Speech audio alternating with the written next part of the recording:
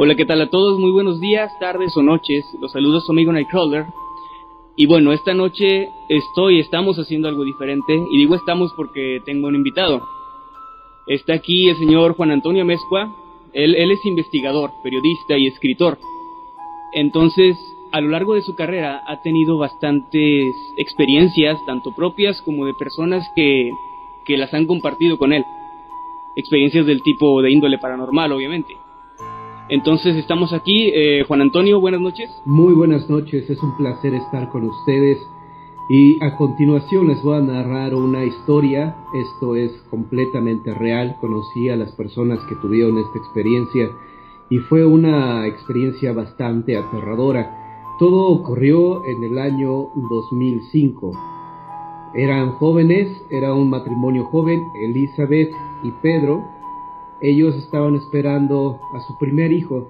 Sin embargo, este primer hijo, pues venía mal, es decir, la chica tenía riesgo de perderlo. Y pues fue necesario llevarlo al hospital porque su salud estaba obviamente empeorando cada vez más.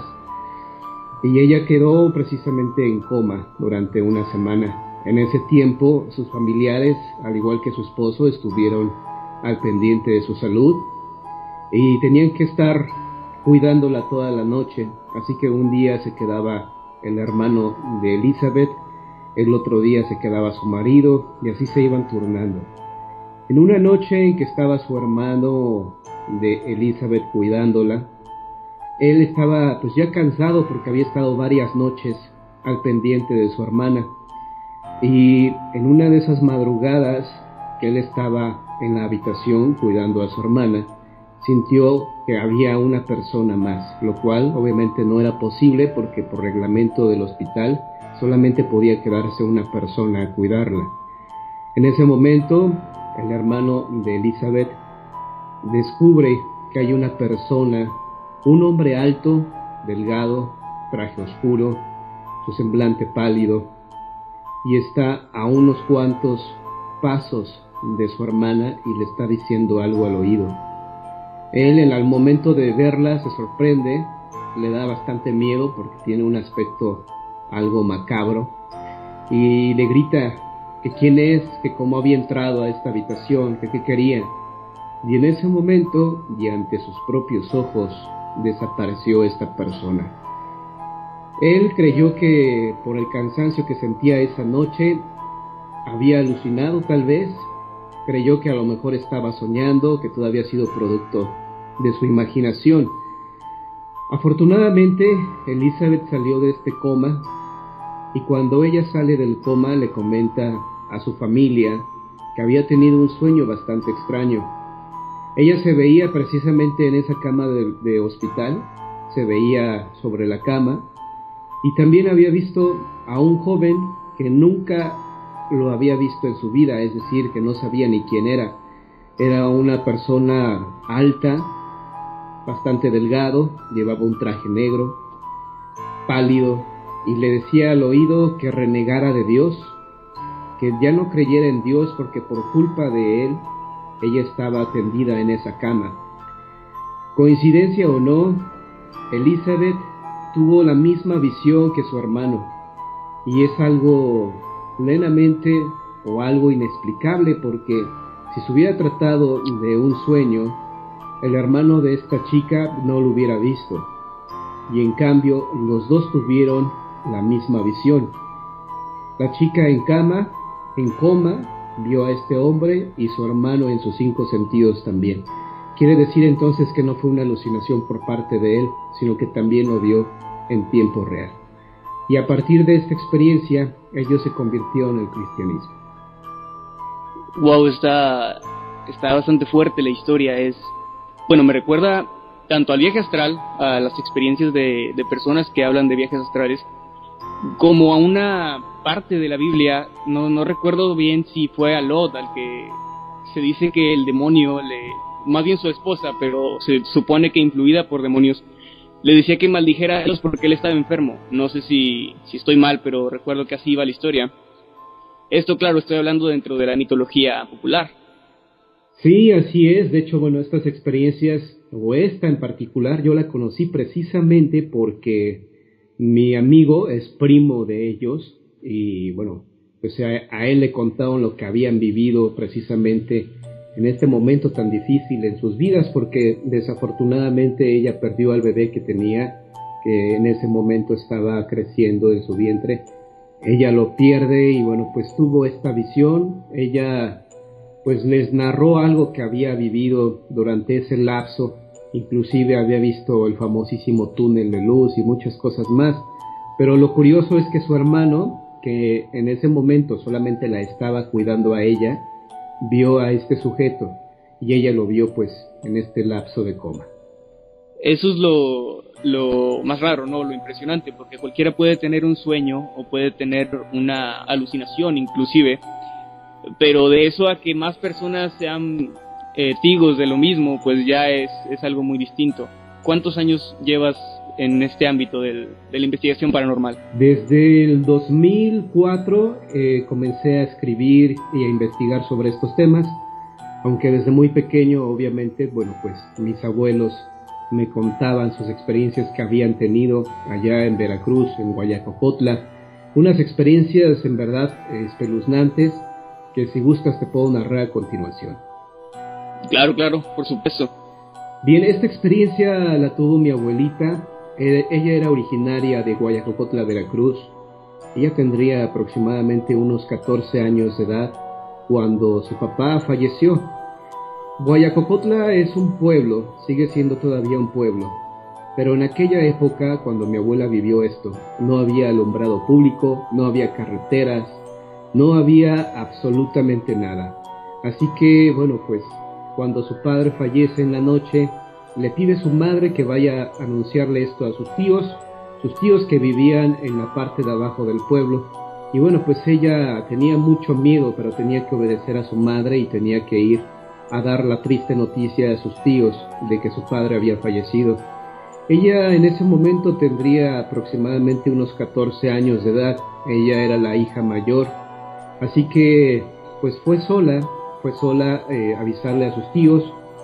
Ella toma un pedazo de madera que es conocido como el ocote, una madera que se enciende con facilidad y que alumbra bastante.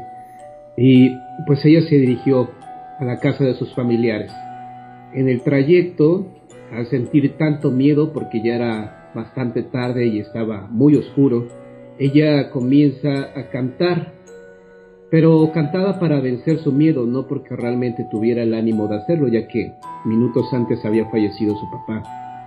Cuando ella va llegando a la casa de sus tíos, observa que de abajo hacia arriba se dirige un bulto alto y conforme más se acerca se da cuenta que es su papá que había fallecido.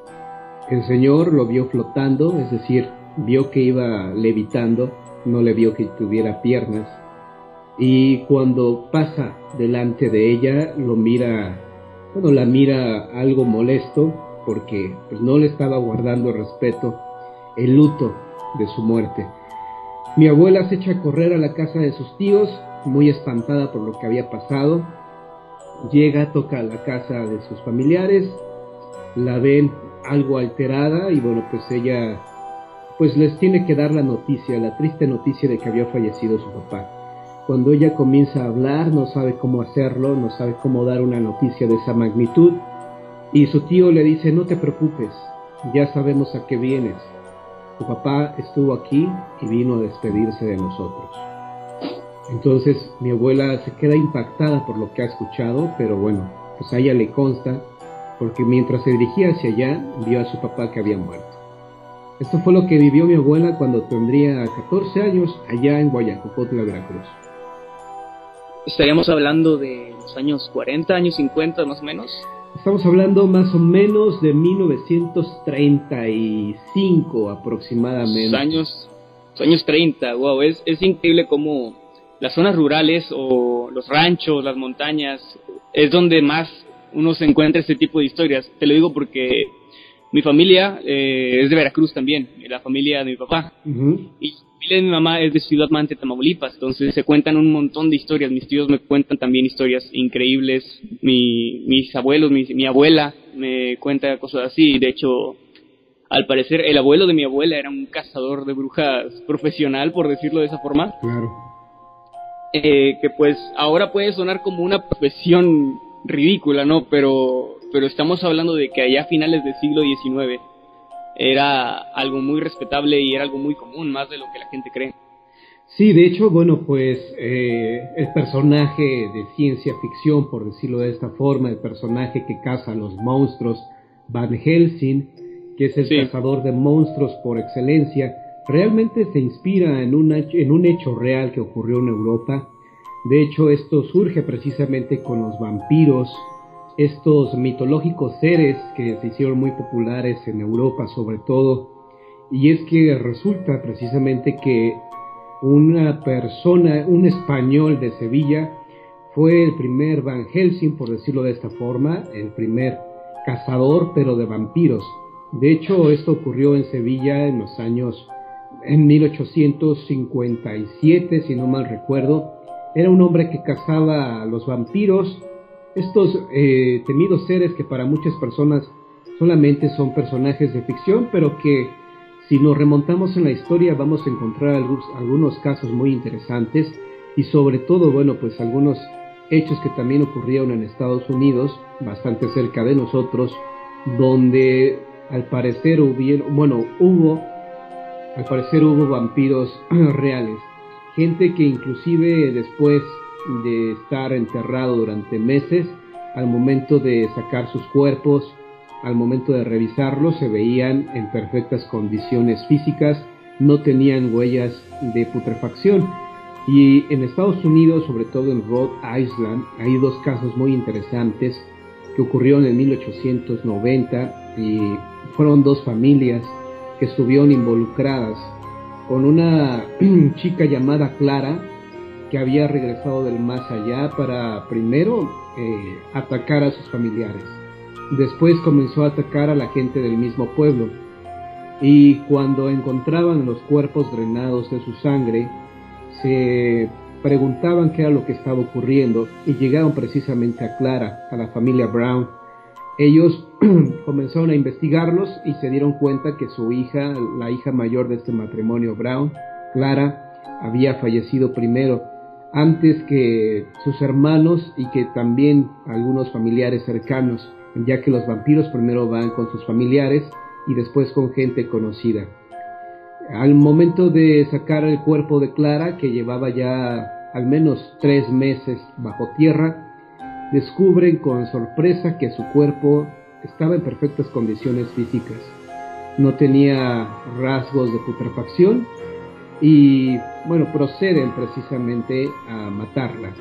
Hacer un ritual para arrancarle el corazón, quemarlo, y de estas cenizas que obtuvieron del corazón, trataron de salvar la vida de aquellas personas que habían sido sus víctimas.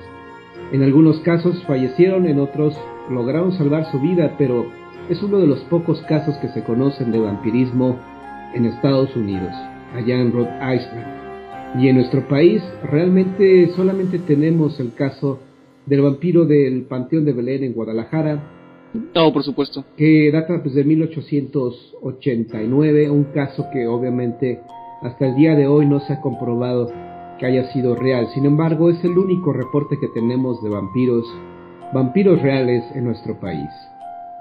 Que tengo entendido que la gente, de hecho, no tenían pruebas de que era un vampiro. Sin embargo, gracias a su aspecto y a las desapariciones que hubo alrededor de su persona, decidieron ir por él. Y entonces, después de su muerte, creció este árbol, este famoso árbol en el Panteón de Belén, de la estaca que supuestamente tenía clavada en su corazón. Sí, de hecho, bueno, este es un personaje que viene de Europa, llega a Guadalajara, y a los pocos días de que el conde de apellido Barlock había llegado a Guadalajara, comenzaron a registrarse extrañas muertes. De hecho, primero aparecieron perros y gatos muertos sin una gota de sangre en sus cuerpos, y al poco tiempo ya no eran los animales, sino ya eran las personas que vivían ahí en Guadalajara. La gente comenzó a sentir bastante miedo, a tal grado de que a partir de las 8 de la noche ya no salían, les daba tanto miedo de convertirse en víctimas de este vampiro,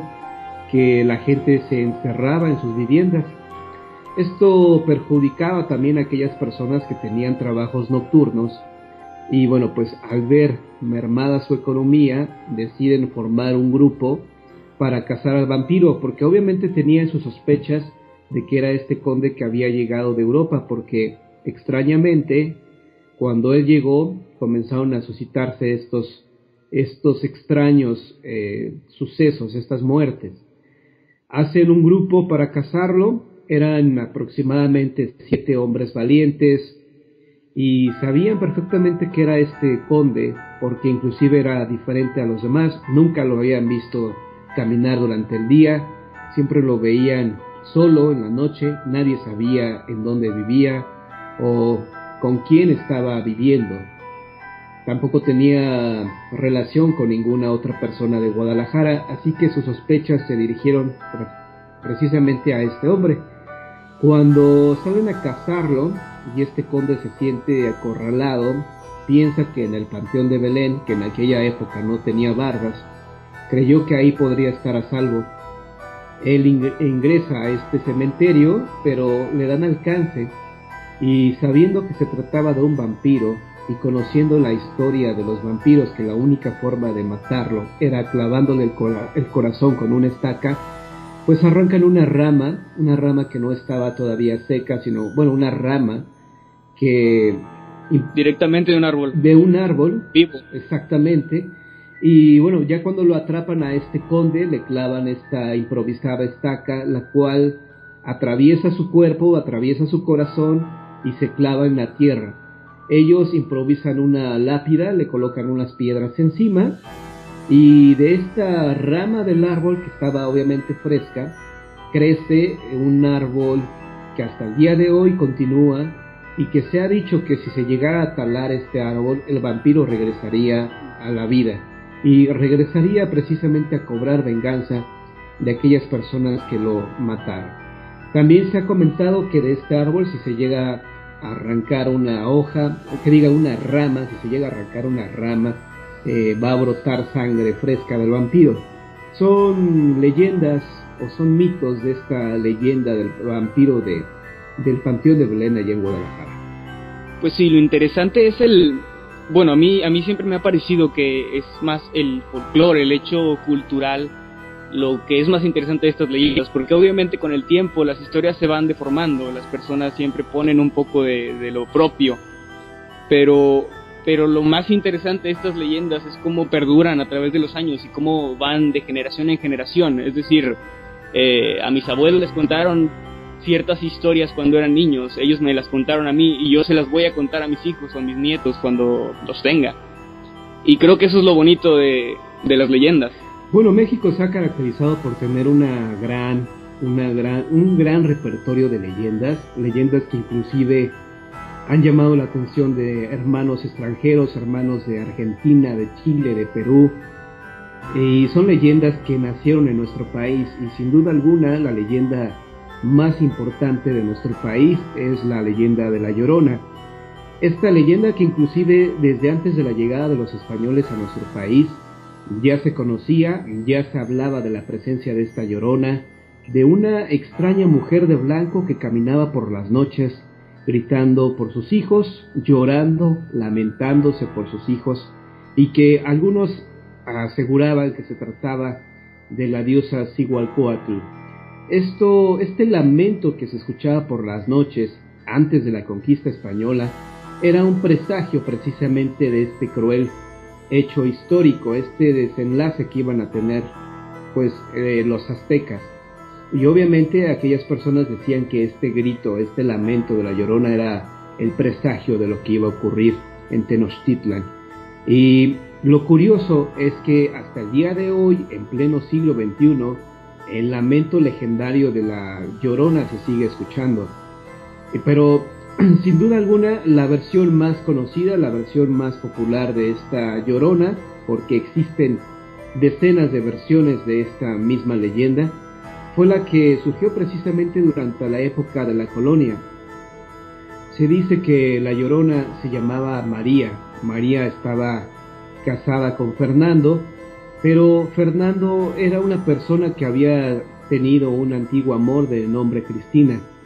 Fernando y Cristina fueron separados precisamente porque los padres de Cristina no querían que Fernando estuviera con su hija, y la única forma de separarlos fue precisamente enviando a Cristina a un convento de monjas. Fernando, pues al sentirse, pues ya al creer que no había ninguna posibilidad de volver con Cristina, busca a otra persona para olvidarse de ella y encuentra precisamente a María, con la cual se casa y tiene 3 hijos. Por un momento fueron felices, vivieron pues varios años de felicidad o aparente felicidad, hasta que un día Fernando, al estar comprando alimentos y otros víveres, se encuentra en el mercado precisamente a Cristina, que se había escapado del convento de las monjas para buscarlo. Cristina le dice que todavía lo ama. Fernando le dice que es imposible volver con ella porque se casó con María y tiene 3 hijos, pero Cristina finalmente lo convence para que se escapen, para que se vayan lejos de ahí. Cuando María se entera que Fernando se escapó con su antigua novia, se vuelve loca. Obviamente cae en la desesperación y en la angustia de creer que Fernando va a regresar por sus hijos y que se los va a arrebatar, y ella decide asesinar a sus hijos llevándolos al lago de Texcoco, donde es precisamente el lugar donde ella pues los mata. Los arroja al agua y los niños aproximadamente de 6, 8 y 10 años, al no poder nadar, fallecen en este lago de Texcoco, que es donde obviamente surge la leyenda de la Llorona. María, arrepentida de lo que ha hecho, de haber asesinado a sus hijos, pues se arroja tratando de salvarlos, pero ella tampoco lo consigue, y aparte la corriente, como estaba bastante fuerte, también se ahoga. Y ahí es cuando ella pierde la vida, y después aparece como la Llorona, esa mujer que asesinó a sus hijos ahogándolos en el lago de Texcoco. Aunque hay otras versiones donde a ella la señalan pues como una mujer que no murió, sino que perdió la razón, que terminó sus días en una cueva, en una mazmorra, porque obviamente la Santa Inquisición se enteró de su cruel acto y decide castigarla. Y bueno, pues así hay diferentes versiones de lo que pasó con María precisamente.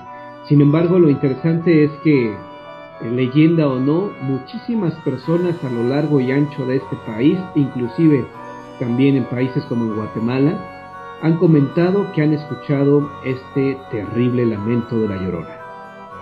Sí, existen miles de versiones, no podría decir yo un número exacto, pero por ejemplo, la primera versión que yo escuché en mi vida, que fue la que me contaron mis primos, ahora sí que para asustarme cuando yo era muy niño, es que ella era una madre soltera que conoce a un hombre, del cual se enamora, y ella, al decidir entre sus hijos y este hombre, decide irse con él, mata a sus hijos, pero después el hombre la deja porque él simplemente le había pedido que se fuera con él, pero no que hiciera algo tan atroz como matar a sus hijos. Entonces, al ver que ella pues no está bien, digamos, él se va y ella decide suicidarse arrepentida de lo que hizo y se ahoga en un río. Entonces esa es la primera versión que yo escuché, pero claro que existen miles, y incluso en los comentarios de este mismo video te aseguro que van a salir otras 20 o 30 versiones de personas que conocen historias distintas. Como dices también de otros países, yo hace tiempo hice un video acerca de la Llorona, contando algunas de las versiones más conocidas, y hubo comentarios de personas de Argentina, de Guatemala, de Ecuador, de Venezuela incluso, que me decían que en su país también se le conocía a este fantasma, incluso con otros nombres, pero de manera similar. Entonces, no recuerdo si fue Juan Ramón Sáenz en algún momento quien lo dijo, que la Llorona no es un fantasma, sino un tipo de fantasma, digamos. de las mujeres que han cometido estos actos tan atroces, porque incluso el llanto de la Llorona es distinto según la versión. Bueno, es que hay que tomar en cuenta que cuando una mujer pierde los estribos, cuando una mujer cae en la locura, y no solamente una mujer, sino también un hombre, puede cometer la locura de asesinar a sus hijos. De hecho, lamentablemente, hay varios casos así. Si nosotros buscamos en los noticieros o buscamos en los periódicos electrónicos, vamos a encontrar de repente noticias de este tipo, noticias desagradables, donde las mujeres han asesinado a sus hijos y también los hombres. A lo que voy con todo esto es que no precisamente la Llorona que se presenta en Chihuahua, que se presenta en México Distrito Federal, o que se presenta en cualquier estado de la República Mexicana, quiere decir que se trate de la misma o del mismo personaje. Creo, y esto es una hipótesis personal, que en diferentes partes de la República Mexicana se ha repetido esta tragedia y muchas mujeres en un arranque pueden asesinar a sus hijos y estos se llegan a manifestar, como es en el caso de Claudia Mijangos, la mujer que perdió la razón y asesinó a sus 3 hijos allá en Querétaro en los años 80. Mujeres de este tipo, bueno, que pierden la razón, hay en todas partes del mundo, y evidentemente sus víctimas se llegan a manifestar o se llegan a manifestar ellos mismos precisamente como un espectro, porque obviamente por sus acciones quedaron condenados para estar manifestándose y no recibir el consuelo o la paz espiritual. Yo creo que en todas partes de nuestro país vamos a encontrar historias semejantes a la de la Llorona, y también, por ejemplo, se habla mucho del espectro que la mujer de blanco que se aparece en las carreteras de México, y evidentemente, pues, ¿cuántas personas no fallecen en las carreteras de nuestro país? Nosotros podemos ver algunas cruces a las orillas de la carretera donde se señala que una persona perdió la vida en este lugar, y evidentemente esa persona que perdió la vida en ese lugar se llega a manifestar, y bueno, pues por lo regular lo hacen de esta forma, porque se ha hablado mucho de este espectro de la mujer de blanco que se aparece en las carreteras de México, y evidentemente no se trata de la misma mujer o de la misma historia o de la tragedia que vivió una persona en Chihuahua a la persona que se aparece en el Distrito Federal. Sí, pues obviamente existen, como dije, muchas versiones y son muchas historias que tienen puntos similares. También hice un video hace tiempo acerca de leyendas latinoamericanas en general y nombraba la historia y el país de su origen. Entonces hubo mucha controversia en los comentarios porque había, por ejemplo, gente de Ecuador que me decía: es que esa leyenda que presentaste yo la conozco y soy de Ecuador, entonces esa leyenda no es argentina sino de Ecuador. Y pues yo les explicaba que al ser leyendas tienen muchas variantes, o incluso me decían: contaste mal la historia porque esa mujer no se llamaba así, o ese hombre no murió de esa forma.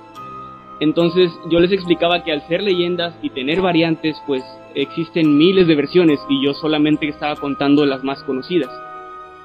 Sí, es que bueno, en diferentes partes del mundo se llegan a presentar hechos bastante similares, es decir, es imposible que el fantasma que falleció en Mérida, Yucatán, o el fantasma que falleció en Chihuahua se manifieste en otro estado donde no ocurrió su tragedia.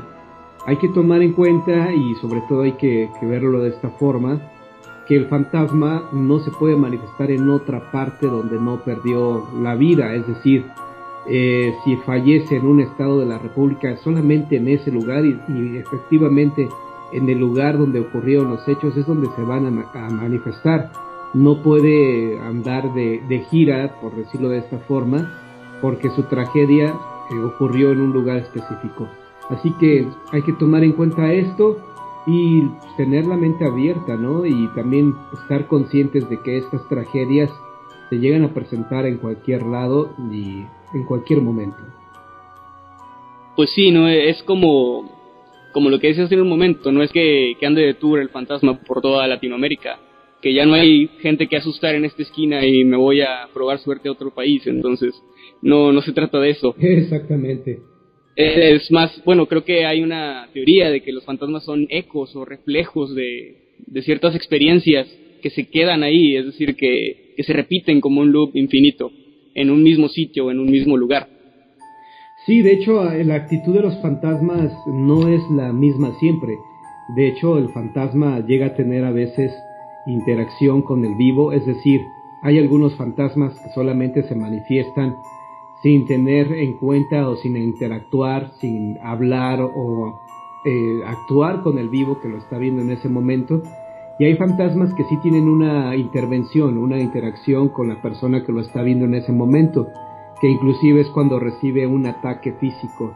Y hay otros fantasmas que pues no, que solamente se les ve, en ningún momento interactúa con nosotros y solamente es como si fuera una videograbación, un video, una fotografía en el tiempo que solamente se llega a ver en un momento haciendo exactamente lo mismo, pero no interactúa. Entonces el fantasma, el comportamiento del fantasma, repito, no va a ser el mismo.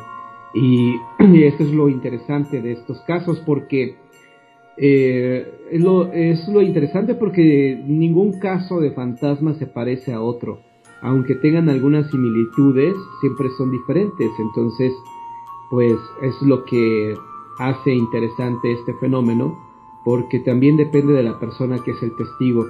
Hay algunas ocasiones en que en una casa donde se llega a manifestar el fantasma, solo lo ve un miembro de la familia y otros no, o inclusive lo llegan a ver todos, o no lo ve nadie. Entonces, ¿cuáles son los factores para que esto suceda? Es un misterio. Realmente sobre los fantasmas tenemos puras teorías, puras hipótesis, pero no tenemos ninguna verdad absoluta.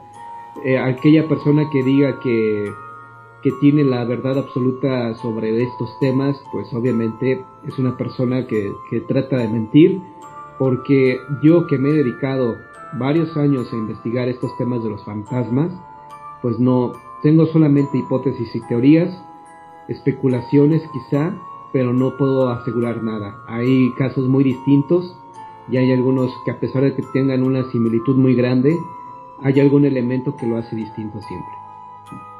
Al no haber nada concreto, pues no existe, ahora sí que grabado en piedra, un manual de cómo funciona un fantasma, pues es imposible determinarlo.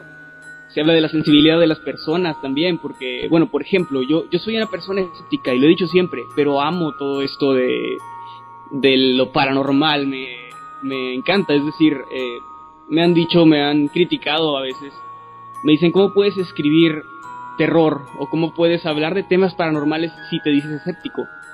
Y bueno, es que yo nunca he visto un fantasma, jamás he vivido algo paranormal, y eso no quiere decir que yo no le tenga respeto a estos temas, ni tampoco que no los disfrute. Es decir, tú no vas a ver la película de Transformers pensando que es real, es decir, lo ves como algo entretenido que te llama la atención. No estoy obviamente comparando o menospreciando estos temas diciendo que son ya no entretenimiento, pero es una manera de ejemplificar a lo que me refiero, y es que para disfrutar de estos temas no es necesario que tú creas. De hecho, César Buenrostro, que también creo que también lo conoces dentro de este ámbito, pues él también es escéptico y está muy metido en todos estos rollos de lo paranormal, y es precisamente porque buscamos respuestas, no porque estemos aquí para criticar. Creo que las personas que se la pasan que se aferran a una idea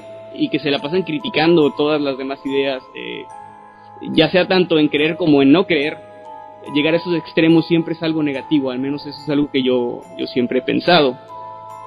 Sí, de hecho, bueno, pues César es un buen amigo mío, él es totalmente escéptico de estos temas, pero bueno, pues mira, hablando de los fantasmas, porque también he investigado sobre el fenómeno OVNI. De hecho, mi tesis fue precisamente sobre el fenómeno OVNI en los medios de comunicación mexicanos. Con esta tesis yo obtuve mi título como licenciado en periodismo. Sin embargo, me incliné más por el tema de los fantasmas porque es apasionante, ya que si comprobamos que existen los fantasmas, podemos comprobar que existe la vida después de la muerte.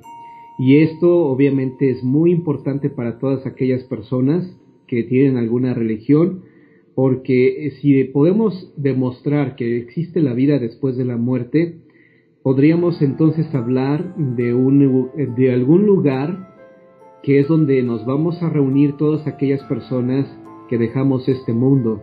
Podemos hablar incluso entonces de que la muerte solamente significa un proceso de llegar, no es el fin, sino es el comienzo de otra vida en otro lugar que todavía no sabemos en dónde se encuentra.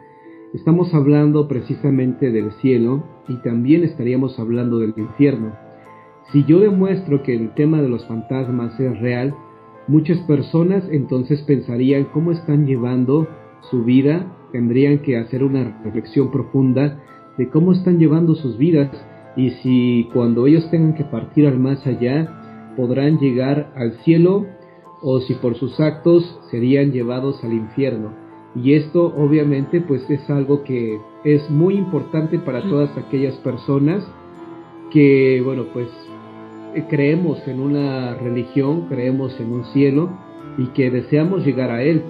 Por eso el tema de los fantasmas a mí se me hace muy interesante, porque en primer lugar vendría a demostrar que la vida no termina con la muerte, sino que es el comienzo en otro mundo, en otro plano existencial, que es conocido como el cielo.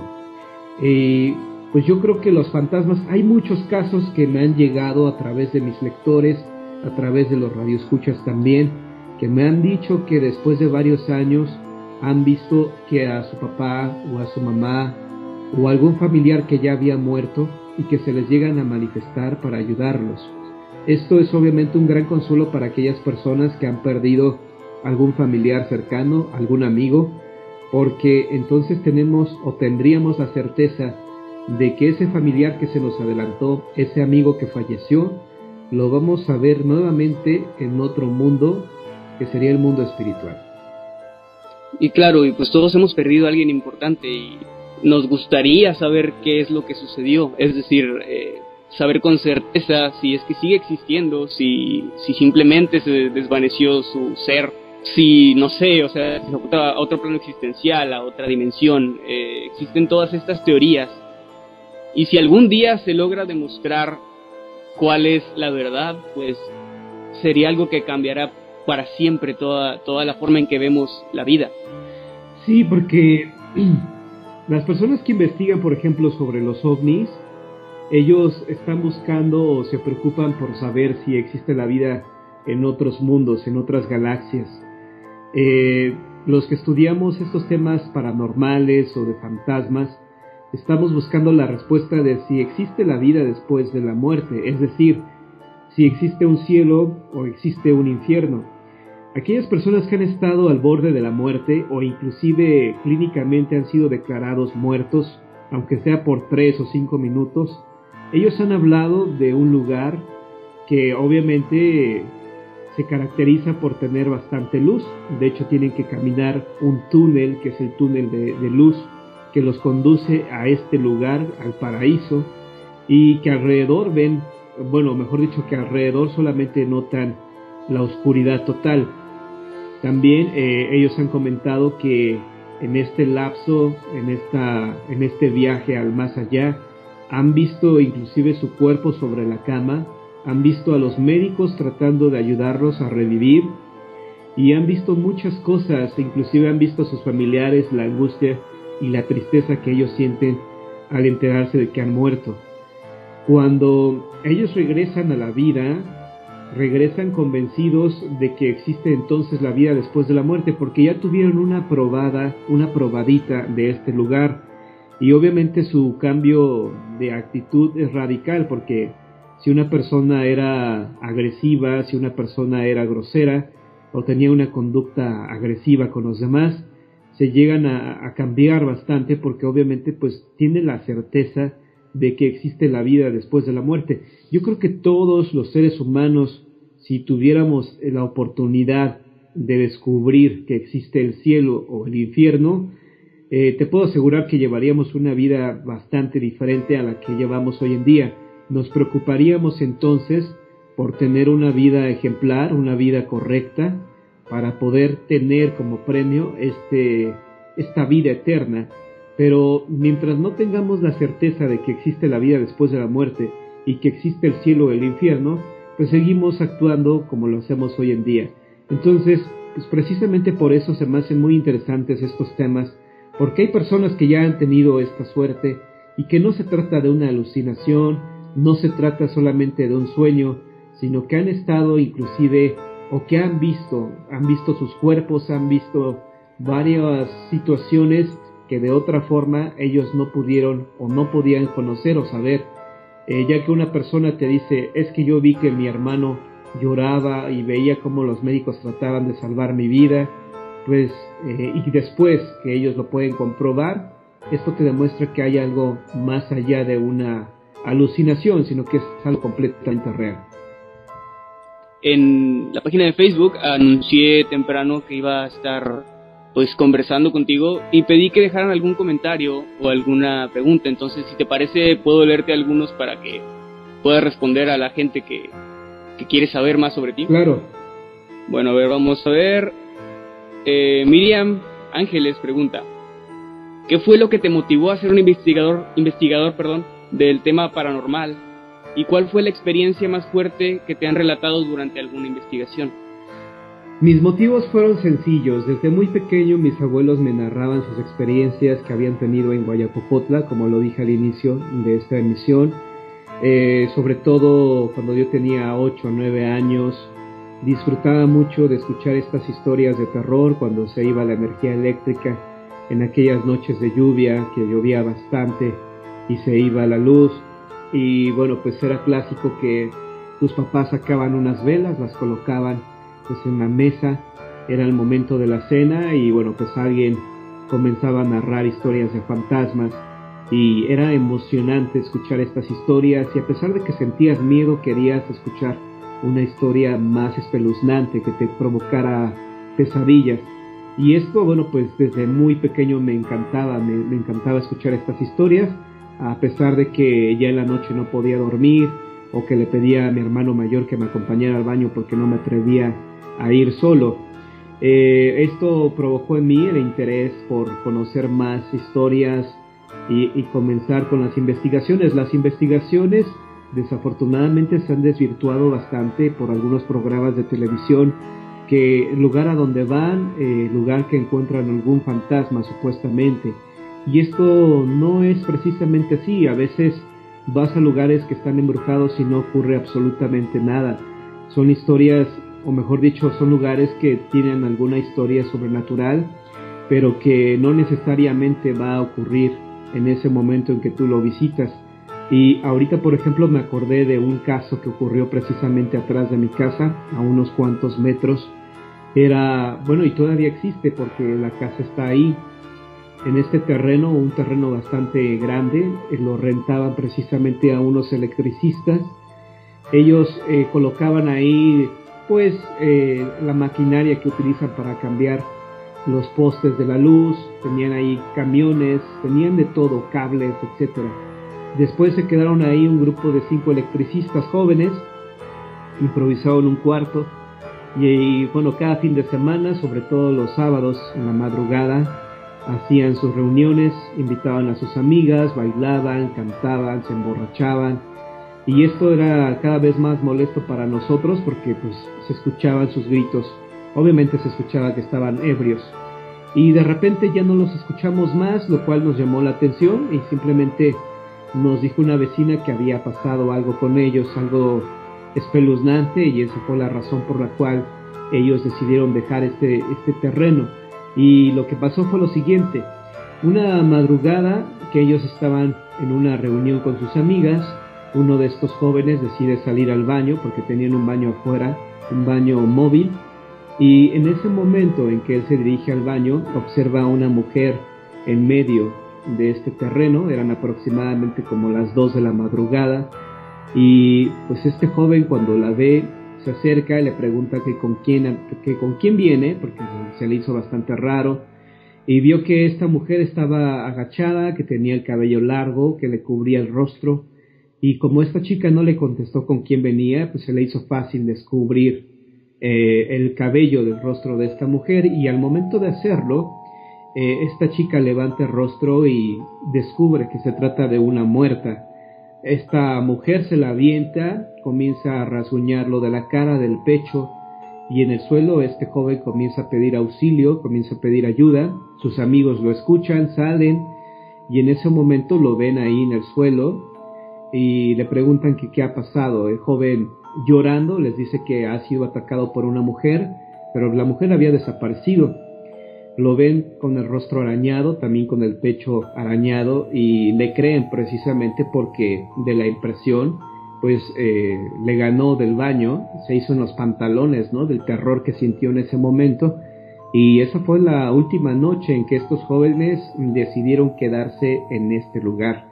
Después, esta noticia, este hecho corrió pues en la colonia, nos fuimos enterando todos, y una vecina que vive exactamente atrás de esta casa, en una madrugada que se levantó al baño para ir al baño, ve que hay una mujer, porque le llamó la atención, se asomó y vio precisamente a esta mujer que vestía de blanco, con el cabello bastante largo, cubriéndole el rostro, y ella comenta que la vio flotando, que nunca le vio los pies, sino que la vio flotando, y no solamente la vio ella, sino también la vio su hija. Al momento de verla, pues ellas se echan a correr a sus camas, espantadas con lo que habían visto, ¿no?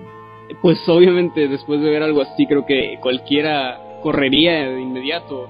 Lo que decías de los programas sensacionalistas, que también lo platicamos pues por la mañana, por chat, es algo muy curioso, porque las personas cuando hablan de un lugar embrujado tienden a pensar, gracias a estos programas, que en el momento en que tú pones un pie en ese lugar, en esa casa, en ese cementerio, en ese parque, vas a ver un montón de espectros volando por todo el lugar, tirando objetos.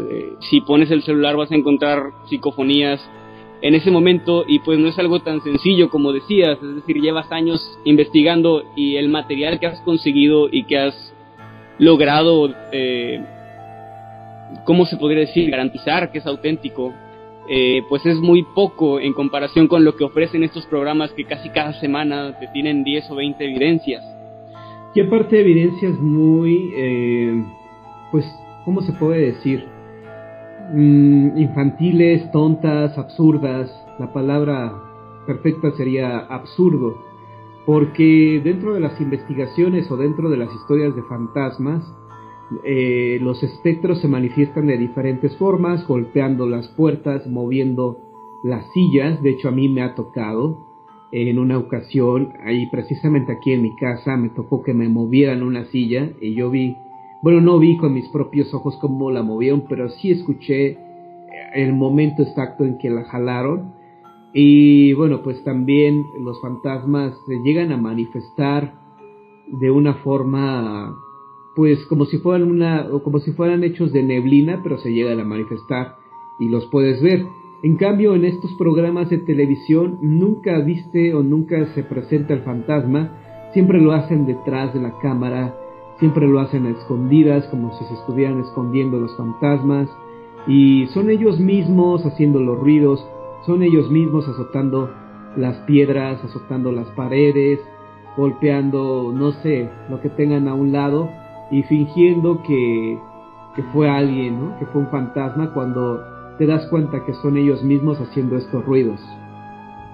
Y es muy triste que la gente les cree, y no solo les cree, sino que los defiende. Y bueno, esto es internet, así que no hay censura, lo diré. Extranormal es un programa que en un inicio a mí me parecía sumamente interesante. Yo, no sé, tendría 14 o 15 años cuando se estrenó este programa, y ya tiene bastante tiempo. Y me gustaba verlo, pero poco a poco, sentí que fue cayendo más y más en el amarillismo, en el sensacionalismo, hasta un punto en que dejé de verlo, porque de verdad me sentía estúpido, sentía que me estaban viendo la cara cada vez que sintonizaba su programa. La verdad es algo muy triste. Sí, de hecho, bueno, pues los programas de televisión son para entretener al público. Sin embargo, si estos de Extranormal pusieran, este programa presenta recreaciones, o dijeran abiertamente, somos nosotros recreando las situaciones que nos están comentando o que se viven en determinado lugar, pues podríamos decir, bueno, es una recreación, no pasa nada, no te puedo tachar de amarillista o de charlatán porque ya estás diciendo que es una recreación. Sin embargo, cuando te quieren vender la idea de que es algo completamente real, pues ya es cuando ofenden al intelecto del televidente, en este caso del público, y es cuando dices, a ver, créeme que yo he leído libros, créeme que yo he investigado estos temas, y lo que tú estás presentando en tu programa de televisión es falso por esto y aquello.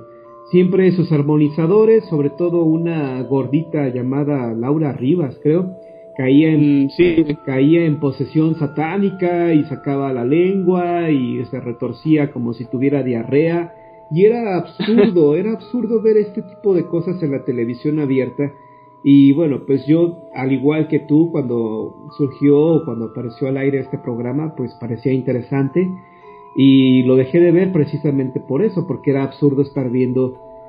A veces era divertido porque ponían al vampiro canadiense también, ¿no? Que caía en la tumba. Ajá.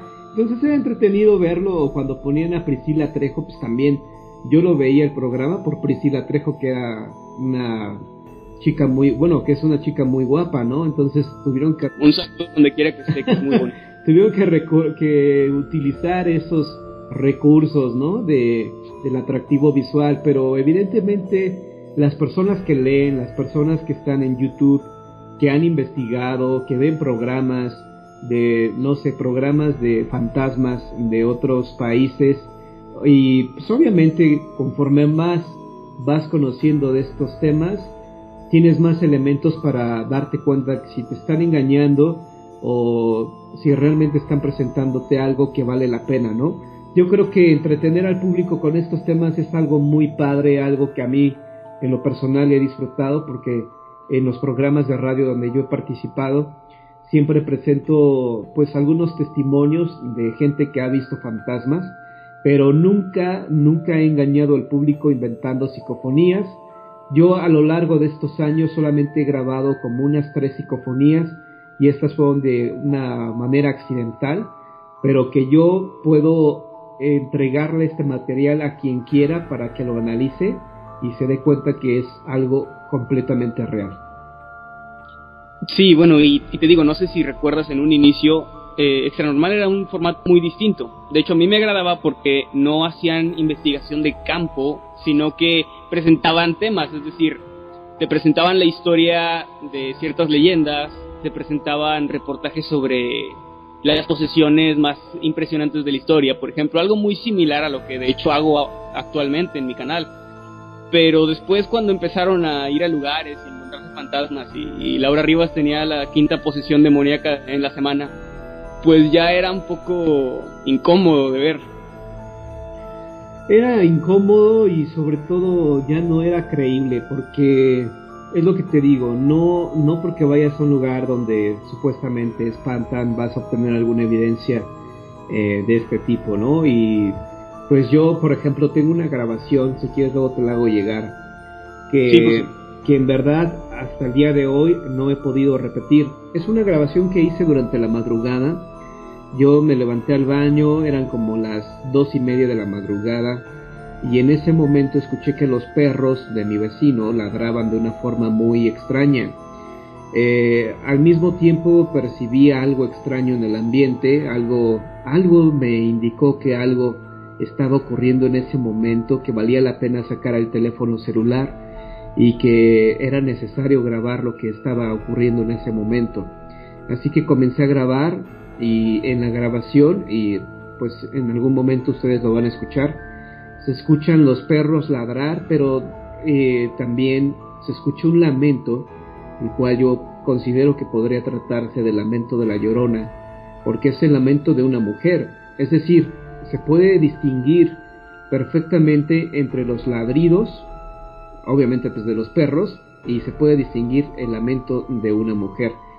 No se trata de un gato, porque se escucha con claridad que es el lamento de una mujer, pero es algo espeluznante y es algo que hasta el día de hoy, después de 2 años, a pesar de que yo sigo viviendo en esta colonia, no se ha repetido ese fenómeno, lo cual me viene a indicar que se trató realmente de algo sobrenatural, porque si hubiera sido algo común, algo, pues no sé, algo cotidiano, pues ya lo hubiera escuchado de nuevo, ya lo hubiera grabado de nuevo. Sin embargo, después de 2 años de esta grabación, no se ha repetido este lamento.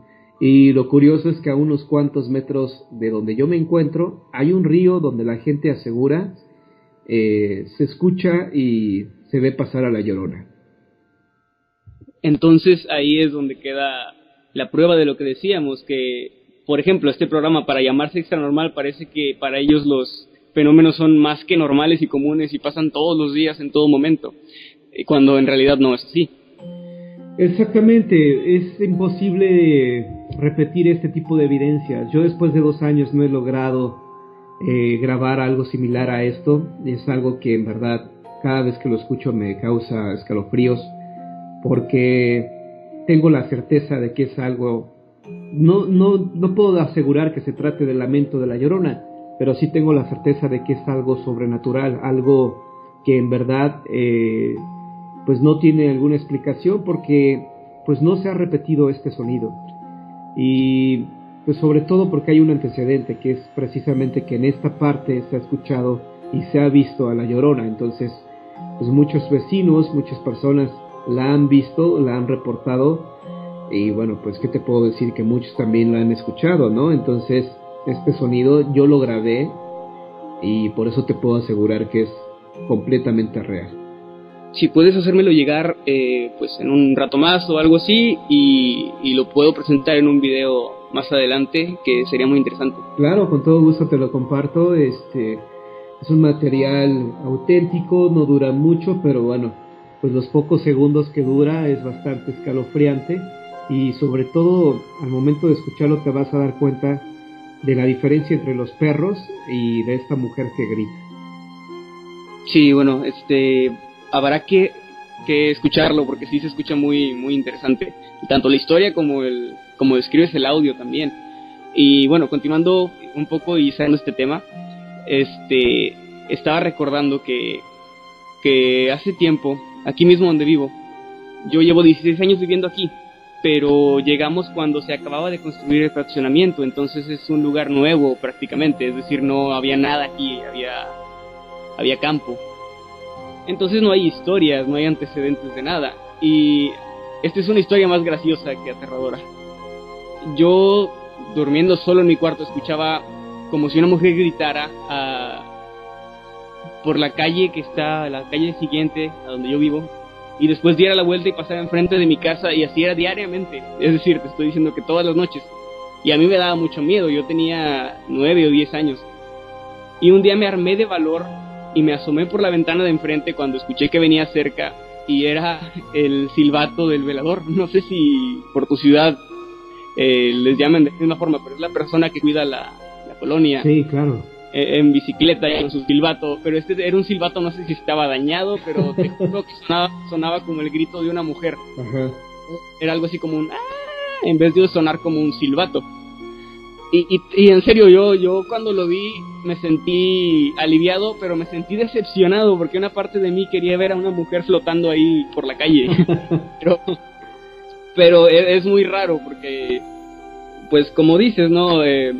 El terror es algo que te gusta, a final de cuentas, es algo adictivo, es como una droga. O sea, lo sientes, es desagradable sentirlo, pero a la vez lo disfrutas y quieres volver a experimentar algo así. Sí, de hecho, bueno, pues mira, es importante buscar alguna explicación como tú lo haces, ¿no? Cuando, sobre todo los que son detractores de estos temas, los escépticos, dicen que somos ignorantes todos aquellos que creemos en los fantasmas, ¿no? Pero realmente, créeme que yo he buscado antes, yo soy más escéptico cuando alguien me muestra fotografías y me dice, mira, es que en esta fotografía se ve un fantasma, y etcétera, etcétera, etcétera. En algunas ocasiones me han presentado fotografías donde te das cuenta que son las aplicaciones de los teléfonos celulares donde se añade el fantasma, y dices, bueno, creo que no hay mucho que decir sobre esto, ¿no? Es una persona que está tratando de tomarme el pelo. Y hay otras fotografías que me hacen llegar donde sí se ve algo extraño, pero que se trata de una ilusión óptica o bien de una distorsión en la lente de la cámara. Entonces yo siempre he buscado una explicación lógica a estos temas, sobre todo cuando me llegan videos o me llegan fotografías, trato de buscar alguna explicación a todo esto. Y cuando no encuentras una explicación o cuando el material te lo hace llegar una persona que es completamente confiable, pues ahí ya no tienes algún argumento que decir al respecto. Hace poco un amigo me envió una fotografía, desafortunadamente no me ha dado la autorización de presentarla, pero es una fotografía tomada por una cámara Canon, de esas cámaras que cuestan 45,000 pesos. Y es que esta foto la tomó precisamente porque él es el encargado del taller de fotografía de una importante universidad de la Ciudad de México. Entonces, cuando él presta o entrega el material, él tiene que checar lo que funcione. Y él le toma una fotografía a su amigo, que es su compañero ahí en la oficina, y después se dan cuenta que en esta fotografía que le tomó a su compañero, atrás de él precisamente, hay una mujer vestida de blanco, como si estuvieras viendo a la chica del aro, vestida de blanco, cabello largo, un gesto de enojo, y en verdad es una imagen espeluznante. Él, obviamente, cuando ve la imagen se enfermó del estómago, le dio diarrea al amigo, y es que fue tan impactante para él porque ellos saben perfectamente que en esa universidad espantan, y muchos, inclusive los veladores, han reportado precisamente a esta mujer, que es una mujer que la ven vestida de blanco, cabello largo, y que va obviamente caminando durante la madrugada en la universidad, y ellos captaron a esta mujer fantasma. Sin embargo, como es una importante universidad y no quieren poner en riesgo sus trabajos, pues me hicieron llegar la imagen, pero me pidieron que nunca la muestre. Entonces es una imagen que en verdad yo podría decir, esta es la prueba de que existen los fantasmas y que se pueden que se pueden captar en fotografía. Pero bueno, ante todo hay que respetar pues la voluntad de los testigos, y si te dicen esta imagen no la presentes y solamente es para ti, bueno, pues hay que respetar eso. Pero en verdad yo he visto algunas imágenes de fantasmas que te quedas con la boca abierta. Claro, y ahí se muestra tu nivel de profesionalismo, ¿no? Porque tú bien podrías tomar todas las imágenes que te llegan, hasta las de la aplicación que mencionas, y presentarlas como algo real, y hay gente que lo hace, hay gente que lo presenta como si se tratara de una prueba absoluta de lo que están diciendo, cuando es obviamente un truco. Y entonces el hecho de que existe este control de calidad en tu material, pues habla muy bien de tu trabajo. Sí, lo que pasa es que mira, yo no soy un improvisado en estos temas, ¿no? Desafortunadamente hay muchos llamados investigadores de lo paranormal que, bueno, pues esto lo hacen como hobby, es decir, se dedican a otras cosas y en sus ratos libres se dedican a investigar o a cazar fantasmas. Yo tengo la licenciatura en periodismo.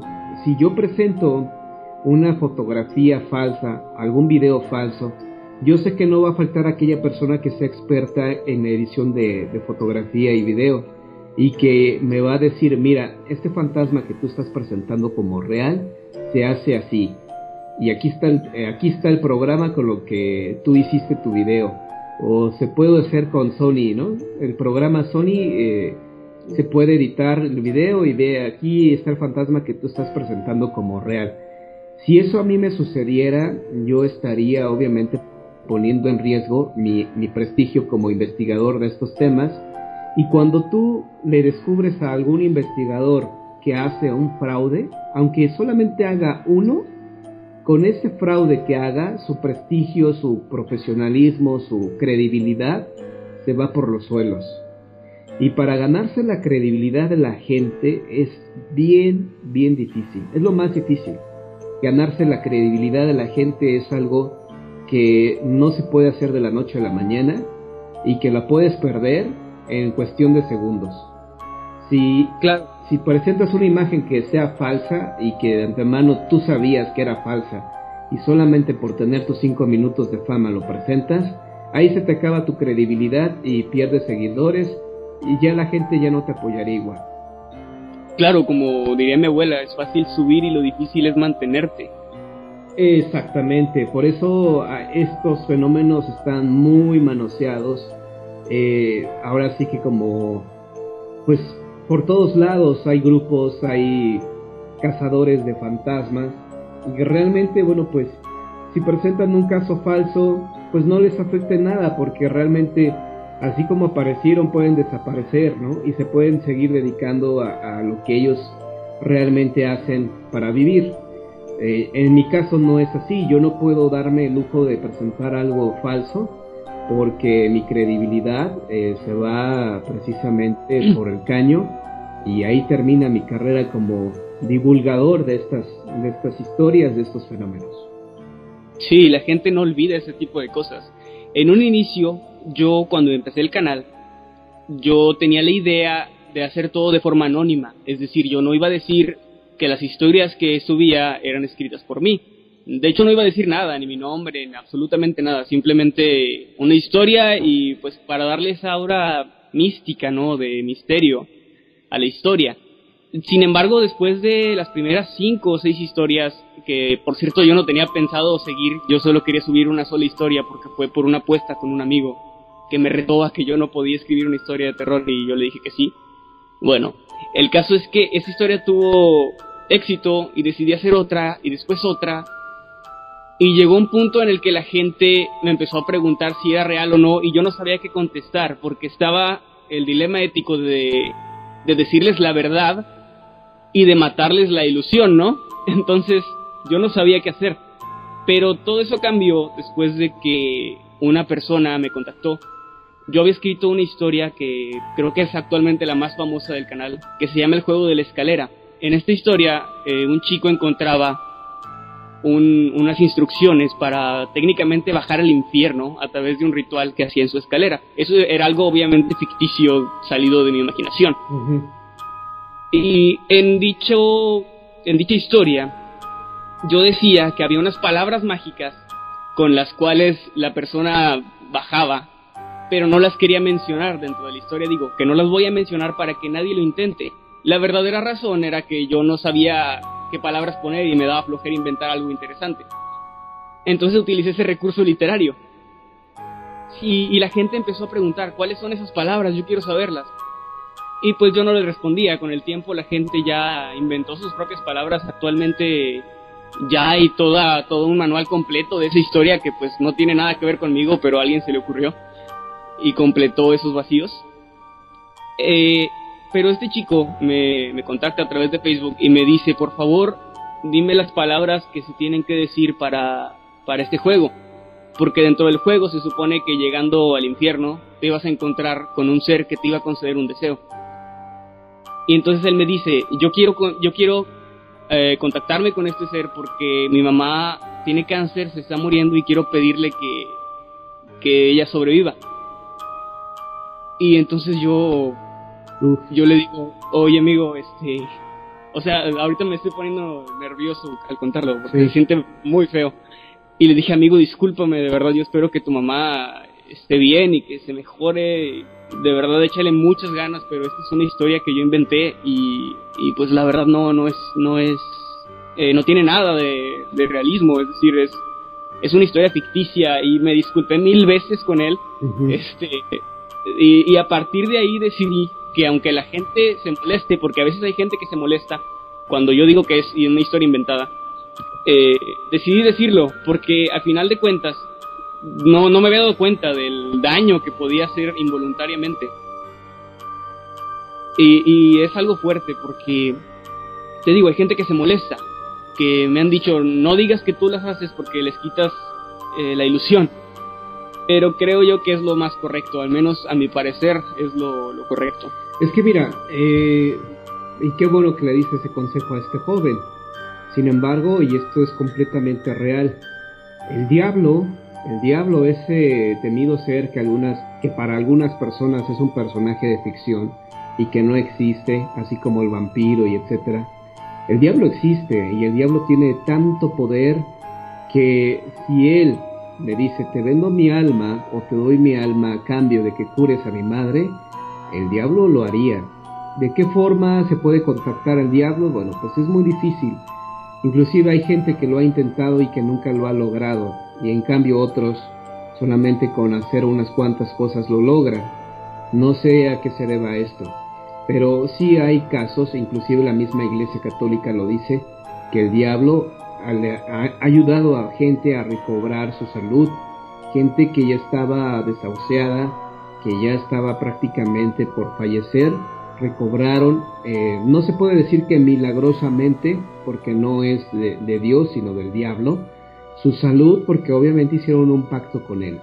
Los pactos con el demonio existen, son reales, no se les aconseja a la gente, evidentemente, pero bueno, pues es importante señalar el riesgo que esto tiene, ¿no? Y pues yo he tratado solamente de entretener al público, y lo hago con historias de fantasmas, con leyendas, con algunas participaciones que tengo en programas de radio, pero nunca he invitado o nunca he exhortado a la gente a que hagan un pacto con el demonio. Hay charlatanes, hay muchísimos charlatanes que te dicen, yo te puedo ayudar, yo tengo el poder para que a ti te vaya bien, y que realmente solamente, bueno, pues le roban el dinero a estas personas, que las estafan. Y por eso es muy importante tener ética para que no engañes al público, porque hay que dejar en claro que esto es solamente entretenimiento. Aquellas personas que se quieran involucrar ya con la magia negra, bueno, pues como dicen por ahí, ¿no? El que busca encuentra, y sin duda, buscando en el internet, van a encontrar la forma de llegar con sectas satánicas que son muy peligrosas, donde entras pero ya no puedes salir. Y bueno, pues qué te puedo decir, que es muy arriesgado meterse en lo que es la brujería y el satanismo. Claro, y lo que mencionas de las personas que solo buscan el dinero, ¿no? Se acercan en un momento de debilidad de las personas, de debilidad tanto espiritual como emocional, y pues tratan de sacar provecho de eso, y eso sí, de verdad creo que es muy, muy bajo. Te voy a hacer otra pregunta de una persona. Edson Stark pregunta, ¿alguna vez te llevaste el trabajo a casa? Es decir, después de alguna investigación pasó algo paranormal dentro de tu propia casa. Sí, siempre. De hecho, me han dicho, fíjate, es algo curioso. Una sacerdotisa yoruba me dijo hace tiempo, tú traes una mujer la traes a tus espaldas y te está cuidando.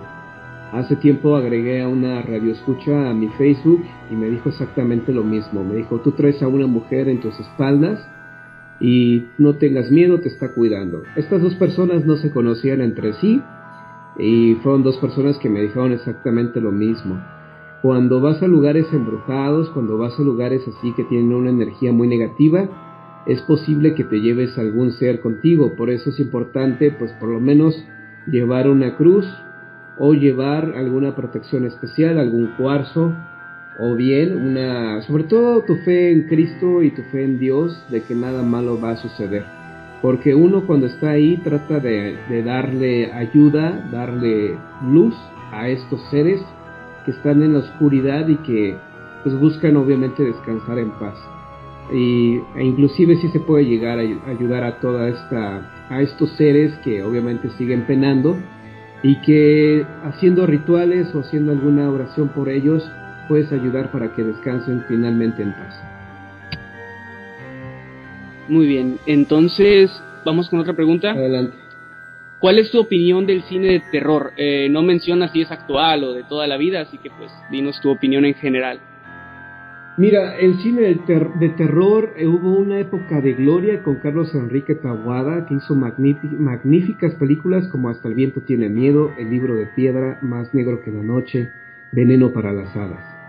Después se hicieron muchas películas muy muy malas, que inclusive con el paso del tiempo y al aparecer nuevas películas todavía más malas, se convirtieron en buenas. Vacaciones del terror de 1991, en su momento todo el mundo decía que era un churro, que era una pésima película, pero cuando salen más películas que son todavía más malas, Es que todavía no veían Cañitas. Exactamente, cuando todavía no ves una película que le supere en lo malo, se convierten en buenas. E inclusive muchas personas me han dicho, a mí me da miedo Vacaciones del Terror por la muñeca que aparece ahí. Y dices, ok, adelante, qué padre, ¿no? Pero curiosamente cuando aparece esta película, muchos la atacaban y la tachaban de chafísima. Y con el paso del tiempo, y como tú lo dices, cuando aparecen películas como Cañitas, y pues todo el mundo dice que es una buena película, ¿no? Ahora las películas que han aparecido, y no solamente en México, sino del cine en general, han sido muy malas, muy predecibles todas, ¿no? Sí, bueno, hace un año y medio, se estrenó un remake de, no recuerdo la película, Más negro que la noche. Sí. Y recuerdo que la fui a ver al cine por simple curiosidad, y es muy feo que siendo mexicano, yo no espere mucho del cine mexicano, pero es que me han dado motivos de sobra. Y esta película es malísima. Yo recuerdo que vi la versión original antes de ver esta película para documentarme un poco, más o menos, sobre de qué trataba, porque yo no había visto la original. Uh-huh. La original me gustó mucho, es decir, es una película vieja y obviamente tiene sus detalles, no es lo mismo que ver una película actual, pero era buena. Y vi el remake y de verdad no sé quién hizo ese guión y quién lo aprobó y quién dijo se va a filmar, porque es malísima. Sí. Y como es miles. Sí, de hecho hay una igual que se llama Viernes de Almas, que es mexicana, que en verdad si les llega a sus manos mejor ni la vean. Digo, si se quieren reír un rato, pues véanla, ¿no? Pero es que muchas veces dicen, hay que apoyar al cine mexicano. Ok, o sea, porque somos mexicanos hay que apoyar a lo que se hace en nuestro país y lo que hace... Pero hay que exigir calidad. Exactamente, entonces te llevas verdaderos chascos, te decepcionas con lo que ves y dices, oye, pues creo que sí está muy piñata tu película, ¿no? Los remakes de Carlos Enrique Taboada, en verdad yo no sé por qué permitieron hacer remakes si realmente no iban a estar a la altura de la original, ¿no? Entonces han sido pésimas películas y por eso es importante, digo, los escritores, hay muy buenos escritores en México. Modestia aparte, yo lo digo abiertamente, yo me puedo considerar uno de los mejores escritores y no lo digo yo, lo dicen las personas que me han leído.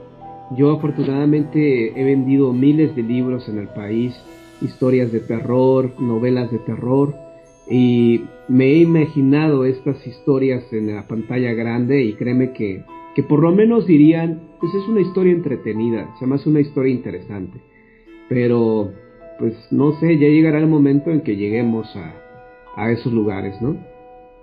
Y ahí está el detalle, como diría Cantinflas. El caso es que hay mucho talento en México.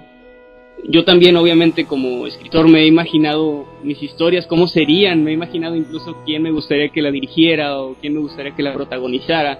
Pero claro, son cosas que es muy difícil alcanzar porque por alguna razón le dan prioridad a ideas malísimas. Y esto creo yo que se debe principalmente a que no quieren arriesgarse. Es decir, no quieren arriesgarse a contratar a un escritor que nadie conoce y a un director que nadie conoce que puede ser bueno, porque prefieren reutilizar una idea que funcionó hace 60 o 40 años y creen que va a volver a funcionar simplemente porque la graban en HD.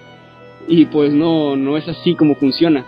Sí, mira, un consejo y pues para las personas que nos estén escuchando y que se dediquen a escribir, ya sea por hobby o que quieran hacerlo de una forma profesional, mi consejo es escriban sus historias, regístrenlas en derechos de autor. Eso sí, tengan mucho cuidado para que no les vayan a robar sus historias, sus libros, y busquen la forma de hacerlo.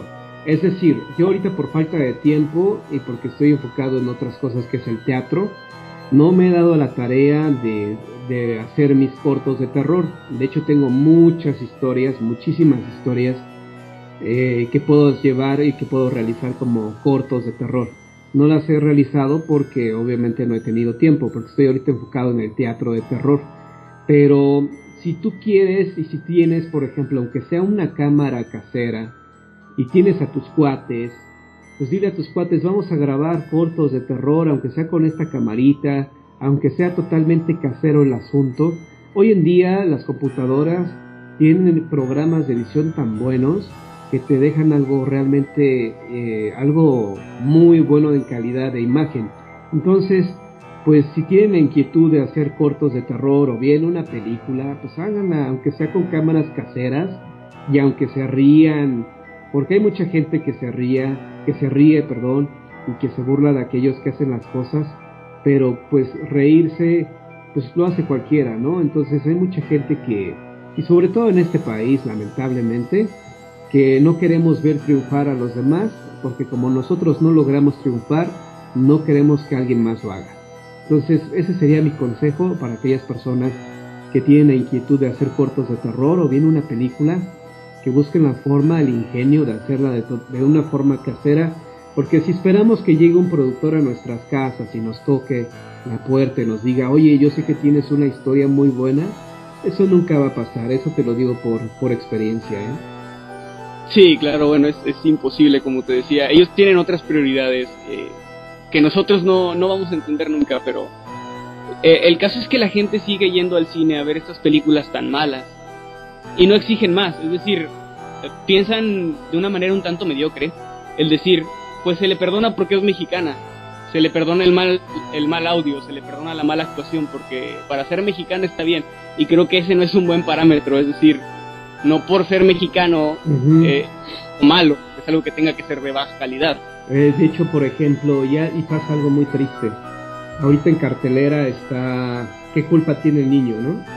Una película mexicana. Está muy de moda. He leído comentarios que dicen, qué buena película, qué divertida película. Hace poco que se estrenó la de No se aceptan devoluciones de Eugenio Derbez, igual los comentarios. ¡Ay, qué entretenida película! Cuando ven Nosotros los Nobles, ¡ay, está bien padre la película! Dices, ¿cómo es posible que tú, Pedro Pérez, digas que está padre esta película cuando es una mierda? O sea, cuando nunca has visto algo realmente bueno, algo de calidad.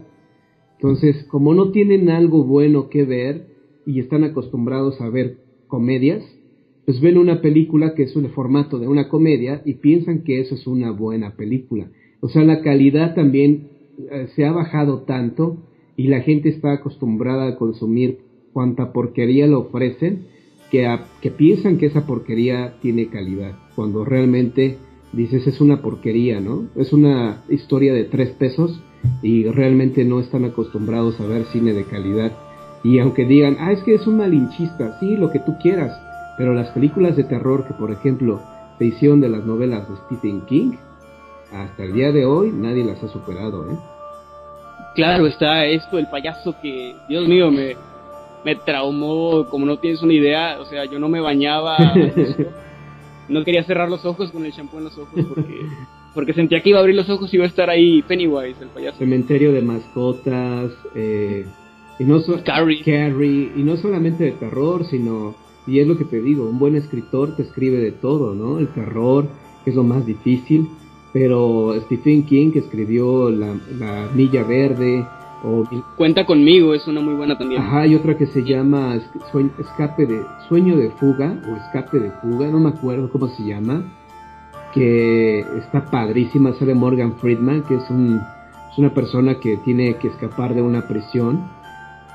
Sueño de Fuga se llama, está padrísima, y no es terror, pero es de Stephen King. Entonces pues sabe hacer historias. Por eso te digo que en México, y sobre todo el terror, que es lo más difícil de escribir, híjole, vemos cada porquería. Inclusive el estreno de La Bruja, The Witch, se estrenó hace poquito. Yo la vi antier y no me gustó absolutamente, pero para nada, ¿eh? Yo no la he visto. La última que vi fue la película del niño, que a muchos les pareció muy original. A mí me pareció muy... Es que tiene un giro inesperado al final, pero eso es algo muy bueno. Pero el giro inesperado es absurdo, y ahí es donde está el fallo de la película, a mi parecer. Es decir, no porque algo no te lo esperes quiere decir que sea necesariamente bueno. A veces una historia puede perder toda su credibilidad con un final tan malo. Sí, es muy importante. Mira, a veces algunas películas comienzan bastante bien, como fue Kilómetro 31, pero ya cuando metes cosas absurdas, ya le diste en la torre a tu película, ¿no? Kilómetro 31 comete para mí un gran error cuando se enfocan ahora en la leyenda de La Llorona y dices, híjole, como que eso ya le vino a dar al traste. Y cuando se descubre que la persona que las estaba guiando espiritualmente ya estaba muerta y no sé qué más, dices, híjole, como que eso ya no me gustó.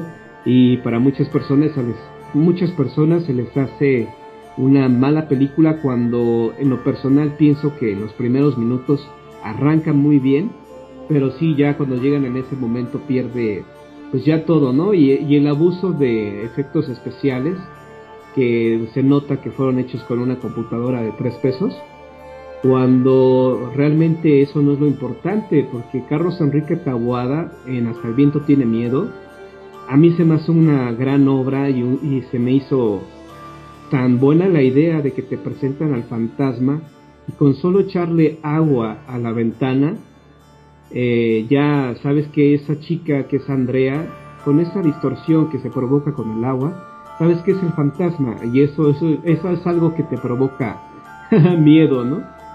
Sí, es que la esencia de la historia es lo que da miedo, no el ver a un monstruo en CGI, en computadora. Basta darle un vistazo a las películas de Freddy Krueger, a las películas de Exorcista, donde usaban arcilla, usaban cuerdas y arneses, y con eso era suficiente para hacer escenas increíbles. Y es triste también ver que una película como El Exorcista, que es de 1973, si no me equivoco, sí. Estamos hablando de una película de hace más de 40 años que tiene una calidad muchísimo mejor que la más reciente película de terror mexicana. Estás hablando de que sus efectos se ven mejor que muchas películas de ahora. Bueno, ya. Y eso demuestra la practicidad de esos efectos. Y aparte toma en cuenta que una de las personas que hizo los efectos de sonido en El Exorcista fue un mexicano. Fue no recuerdo. Gavira. ¿Alfonso se llamaba? No ¿Estoy confundiéndome? Su apellido era Gavira, no me acuerdo de su nombre, pero sí era Gavira, un hombre que ya falleció y que hizo los efectos de sonido, y que al momento en que Regan McNeil gira su cabeza 360 grados, se trata de un simple peine de los dientes del peine. Entonces Gavira era pues un mexicano que te demuestra que los mexicanos tenemos talento para ese tipo de cosas, ¿no? Y además es el colmo porque nuestro país es bastante rico en leyendas, en historias de fantasmas, y bueno, pues tendríamos que manejar el terror a otro nivel, ¿no? Sí, ese tipo era un genio. No sé si recuerdo bien, creo que fue en la escena donde se rompen los huesos, y él aprieta una cartera vieja de cuero, según contaban. Sí, así es. Y era todo en mexicano, o sea, porque dices, ¿cómo hago un cuello rompiéndose? Pues volteo a mi alrededor y aquí traigo mi cartera y con esto lo hago, ¿no? Esto es algo muy de mexicanos, el improvisar con lo que tienes a la mano. Sí, te digo, lo malo es que últimamente quienes han hecho las películas del terror, del cine de miedo, de terror en México, es gente que tiene el dinero para hacerlo. Entonces, mientras tú tengas el dinero para hacer algo, aunque hagas puras porquerías, pues lo vas a hacer. En cambio, aquellas personas que tenemos pues material, que tenemos guiones interesantes, pues no los podemos hacer hasta que no tengamos el dinero.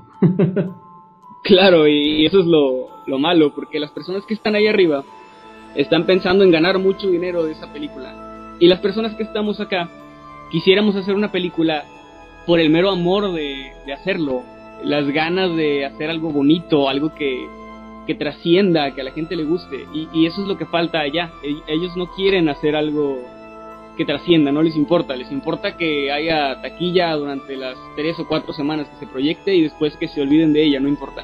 Sí, bueno, pues es lo que te digo, ¿no? A veces también hay gente que pone muchas excusas para no hacer las cosas.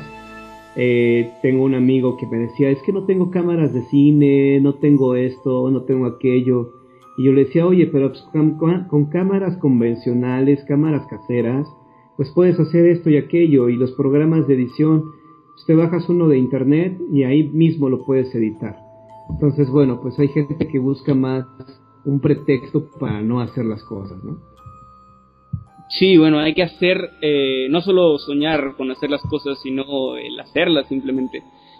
y en cuanto pueda y tenga el tiempo y el dinero, créeme que lo voy a intentar. Espero que tú lo logres también, y cualquiera que nos esté escuchando y que tenga su sueño de hacer su película, su cómic o su novela, lo que sea, pues que lo haga. Creo que eso es lo que nos hace falta, el echarle las ganas, nada más. Sí, la iniciativa es lo más importante y ya todo viene por añadidura. Entonces pues hay que trabajar obviamente en estos proyectos, y bueno, en este caso en tu canal de YouTube podrías presentar cortos de terror y créeme que tendrías mucho éxito también, ¿eh? Bueno, yo no soy bueno en la animación, por ejemplo. Uh-huh. Nunca he actuado tampoco, entonces me gustaría aliarme con gente que tenga la experiencia y que pueda guiarme en todo esto. Así es, Emanuel, y bueno, pues, ¿qué te digo? Me dio mucho gusto participar contigo. Espero que podamos hacer más programas como este, y pues que me recomiendes con tus suscriptores. Claro, estuvo muy interesante y bueno, Juan Antonio Amezcua, como les decía, gran periodista, gran investigador de lo paranormal, también escritor, ha escrito más de 20 libros, no sé la cifra exacta, pero pues dinos dónde te podemos localizar, redes sociales, canal de YouTube. Bueno, en YouTube estoy como Misterios que Buscan R. Ojalá que dejes un link para mi canal para que no les cueste trabajo. Claro, en la descripción dejaré los links de tu canal, de tu redes sociales. Y en Facebook me encuentran por mi nombre completo, Juan Antonio Amezcua Castillo. Y bueno, pues muchísimas gracias, espero que te haya gustado este programa. Y bueno, pues invitar a la gente para que asistan a mi canal, porque ahí en mi canal tengo algunas investigaciones, tengo relatos de fantasmas. Es distinto, estamos en lo mismo, pero de una forma diferente. Es decir, yo hago investigaciones en casas embrujadas, a veces no pasa absolutamente nada, a veces sí suceden cosas interesantes, pero yo no soy extranormal, es decir, yo no le muevo el hilito a la calavera para que se mueva, sino que soy más como un reportero, más como diciéndote, mira, aquí ocurrió esto, aquí se cuenta esto, aquí dicen que se aparece esto, y es interesante visitar esos lugares de México, porque hay partes donde hay unas historias pues muy importantes, muy interesantes de estos temas, ¿no?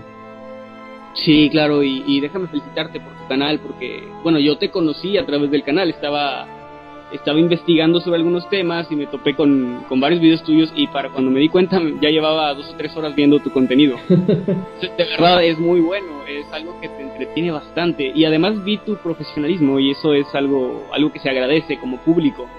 Porque pues yo como creador de contenido a veces no sé lo que se siente estar del otro lado, ¿no? Porque generalmente estás creando cosas y no te das el tiempo de ser espectador.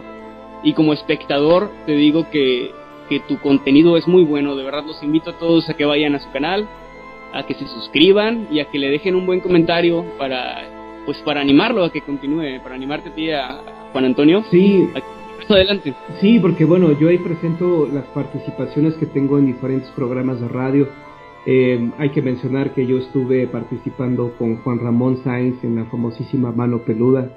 De hecho, bueno, fuimos buenos amigos. Inicié mi carrera con Jaime Maussan, después me salí de ahí por obvias razones, pero nadie hace nada. Pero yo me he conocido a gente grande de la investigación de estos temas.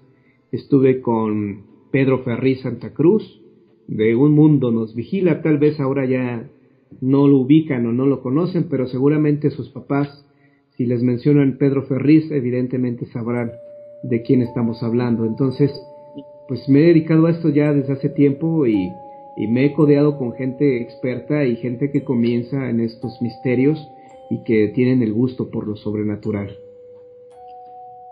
Sí, bueno, es impresionante tu currículum, tu carrera, y de hecho me siento con gran emoción, con gran honor de saber que has estado en todo este medio, porque pues yo técnicamente soy aquí un novato en todo este ámbito. Te estoy hablando de que llevo 2 años haciendo esto y unos meses tomándomelo en serio. Entonces, de verdad es un honor haber platicado contigo. Les recomiendo, por supuesto, los libros de Juan Antonio Amezcua. Yo voy a conseguirlos en cuanto pueda. Y de verdad, es algo que no se debe perder, esta cultura del terror en nuestro país y en Latinoamérica, en el mundo, si lo quieren ver de esa forma, porque creo que es algo importantísimo. Sí, de hecho, bueno, yo trato de poner mi granito de arena, pero yo me imagino que tú y la gente que nos está escuchando ya se habrán dado cuenta que soy un fanático de Carlos Enrique Taboada. Para mí, Hasta el viento tiene miedo es la mejor película de horror, no solamente de nuestro país, sino de todo el mundo, porque no requiere o no recurre al efecto, ya sabes, del fantasma descarnado con los ojos en blanco, sino que ha creado una atmósfera perfecta que con solamente ver a Andrea, con solamente ver la mano de Andrea, ya te da miedo, porque sabes que se trata de un fantasma, ¿no? Grandes películas mexicanas, de verdad. Hay mucha audiencia joven en mi canal. Digo, yo tengo 22 años, pero estoy hablando de niños prácticamente, de 15 o 16 años, que nos ven, y de verdad les recomiendo que vean películas mexicanas antiguas, tanto de terror como dramáticas, porque había una magia, una esencia que se ha perdido, pero es muy interesante y son muy buenas, de verdad. Sí, si gustas, en otra próxima emisión podemos hacer un especial de las mejores películas de terror. De hecho, tengo en mi canal un video que se llama así, las 10 mejores películas de terror mexicanas, y podríamos hablar precisamente de esas películas que yo pienso que todos los jóvenes interesados en estos temas de los fantasmas tienen que verlas, y en verdad yo sé que no se van a sentir defraudados y las van a disfrutar mucho. Claro, por supuesto, encantado. La próxima ocasión, en cuanto gustes. De hecho, les quiero pedir a quienes estén viendo esto que me comenten en este video, que me digan qué les parece este nuevo formato, que es algo que nunca había hecho en mi canal. Me gustaría que me dijeran si quieren ver más contenido como este, porque a mí la verdad me gustó mucho. Yo creo que si se vuelve ya una tradición en el canal, una sección, pues podemos invitar más personas, hablar de un tema en particular para no estar navegando sin rumbo como el día de hoy. Uh-huh.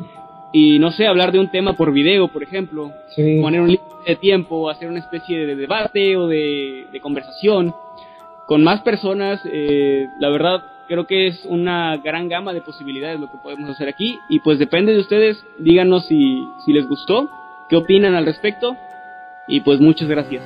Sí, de hecho, mira, yo participo en diferentes programas de radio y los temas que siempre manejo son, fíjate, que podríamos exponer y presentar en tu canal, son brujas. Esas temidas brujas en verdad existen, y yo te puedo asegurar que sí. Tengo muchos testimonios de gente que las ha visto. Los duendes también son reales. Tengo testimonios de gente que los ha visto. Los nahuales, esos seres que se llegan a transformar en bestias, también hay historias muy importantes, muy interesantes de nahuales, de casas embrujadas, de los fantasmas de niños, si son realmente fantasmas o son demonios que toman esta presencia. Podemos hacer programas, de películas del cine de terror mexicanas, de leyendas, que hay muchísimas. O sea, hay una gran gama, hay una gran diversidad de temas que seguramente poco a poco pues vamos a ir abordando en tu canal. También, por ejemplo, los mensajes subliminales, qué canciones sí tienen mensajes, cuáles no, cuáles sí, rock satánico, esas historias de gente que ha vendido su alma al diablo para tener fama. En fin, hay mucho de qué hablar.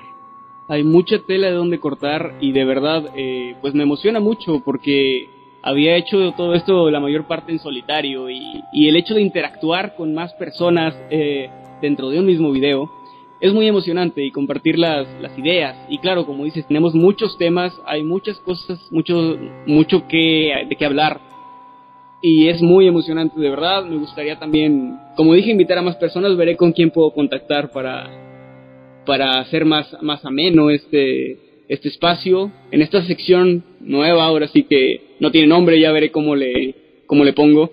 Okay. y pues de verdad fue muy muy agradable. Eres una persona que es muy accesible, y eso se agradece también, porque había tratado de contactar con otras personas que nunca me respondieron, y pues no sé, igual y también porque tienen muchas cosas que hacer o no sé, pero no siempre se puede responder. Desafortunadamente hay muchas personas jóvenes que tienen no sé, ya cientos de miles de suscriptores y pierden los pies de la tierra, se hacen soberbios o siempre han sido soberbios, y evidentemente cuando saben que los siguen cientos de miles de personas, pierden totalmente la noción de la realidad. Juan Ramón Sáenz, una persona que diariamente tenía 15 millones de radioescuchas por noche, era una persona tan humilde y tan sencilla que te enseñaba a ser igual que él, ser una persona accesible, sencilla, humilde. Y si una persona que tenía 15 millones de radioescuchas por noche era sumamente sencillo, yo que apenas comienzo en esto, pues evidentemente tengo que ser. Y creo que ahí está la clave también, ¿no? El hecho es que la gente sabe cuando eres cercano a ellos y cuando no. Yo trato cuando puedo de responder los comentarios, muchas veces no se puede, y a veces me duele que me insulten o se enojen cuando no les respondo, pero es que de verdad a veces es imposible responder a todos los comentarios. Así es. Bueno, pues muchas gracias a la gente que te escuche y bueno, que nos escuchó en esta ocasión. Ojalá que compartan este video. También ojalá que se puedan suscribir a mi canal, se los voy a agradecer mucho porque en verdad ya tengo material que también es interesante y que bueno, pues es diferente a tu formato, es diferente a tu estilo, pero estamos dentro de lo mismo. Y bueno, pues muchísimas gracias, amigo. Muchas gracias a ti, de verdad. Nos estamos saludando después y de verdad espero que aceptes una invitación de antemano para una siguiente ocasión. Y como dijimos, pues hay mucho de qué hablar y esperemos que esto tenga mucho éxito. Y lo vamos a tener, seguramente esto va a ser interesante. Obviamente no es que así vayan a hacer ya tus videos, evidentemente sería una vez al mes tal vez, o cada 15 días, no lo sé, tú ya así lo vas a determinar. Sí, claro, cada cuándo. No crean que estoy cambiando de giro ni nada por el estilo, sino que sí hay que innovar, hay que meter cosas nuevas. Sí, porque curiosamente yo estoy en varios programas de radio, pero no todos manejan o no todos tienen la libertad de expresarse y de hacer lo que realmente quieren. Tienen que seguir pues reglas, tienen que seguir un formato, pero evidentemente en YouTube y en las redes sociales se tiene total libertad. Entonces, bueno, pues podemos hablar de todos esos temas que a veces resulta incómodo, ¿no? Tocar en la radio abierta. Pues sí, te puedes expresar con las palabras que quieres decir, puedes tirarle mierda a quien quieras hacerlo.